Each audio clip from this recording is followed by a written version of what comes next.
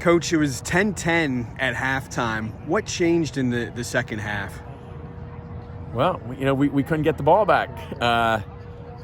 Number 6 on their team, I mean, he has a good line in front of him, and they just kept giving him the ball, and he kept getting the yardage they need. He wasn't making the real big plays, but he was getting, 3-4 yards a clip, and you do that 3 times, you have a first down, and that's what they did. When you run that offense, you got to be disciplined on defense, that dive quarterback pitch, who has who.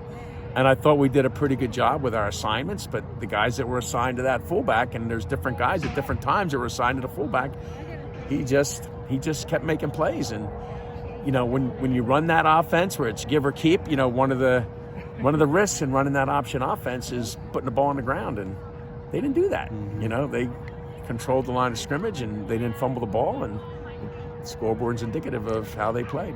Sam Steffi is the fullback. He had 42 carries in this game. What can you say about his effort? Very durable. Very durable. He must spend a lot of time in the weight room to take that team and carry him on his back like that. And his linemen were moving us off the ball. And that team played very good together tonight. My hat's off to them. How frustrating is it when the same player gets the ball over and over and over and over again, and everyone essentially knows who's getting it, but you still can't stop them? Yeah, it's frustrating. You just keep encouraging your kids to do it, and we had a lot of guys on them. A lot of guys. I mean, we almost weren't covering pitch there at the end of the third and fourth quarter, just putting more guys on the fullback, and he was still getting the yardage that he needed, and he had a great game. Good luck to him. I'm sure that's a proud program over there, and the way they played tonight, they built the pride in their program some more.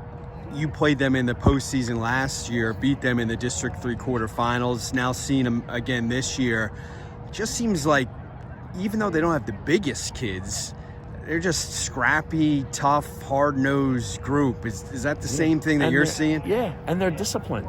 Okay, they're disciplined. They hang on to the ball. In that offense, a lot of times you end up fumbling the ball, and the other team has an opportunity, but they didn't do that. They ran that offense tonight to pretty much the perfection of the way it should be, and we struggled to stop it. On the bright side, J.J. Jordan had another touchdown run. He also had an interception, which set up a field goal for you before halftime. What can you say about the job he's done this season? J.J. always gives a great effort all the time. I have nothing but good things to say about him. I wish, this team could have got more wins for him in his senior year. But he's a hard player. He'll be back, and he'll play hard again next week. You're one of the most optimistic people I think I've ever met in my entire life. After a tough loss like this, when so much was at stake, how do you stay positive with the kids? How do you stay optimistic when clearly they're going to be down? Yeah, they're down, and I'm down, but I learned over the years that, when I've really let a team have it after a loss because I felt bad, that when I looked at the film, we really didn't play as bad as what I thought I did. So it might be a different story on Monday, when I look at the film, but I don't think it will be. When you look at the film, you see things that weren't as bad as you thought they were, and a block here, a block there, a missed tackle here, a missed tackle there. They could have changed things around, and I didn't see any quit out there. I thought our kids played to the end of the game, and that's all you can ask for. And sometimes the other team's just better. I think everyone knew going into the year your section was going to be very, very tough.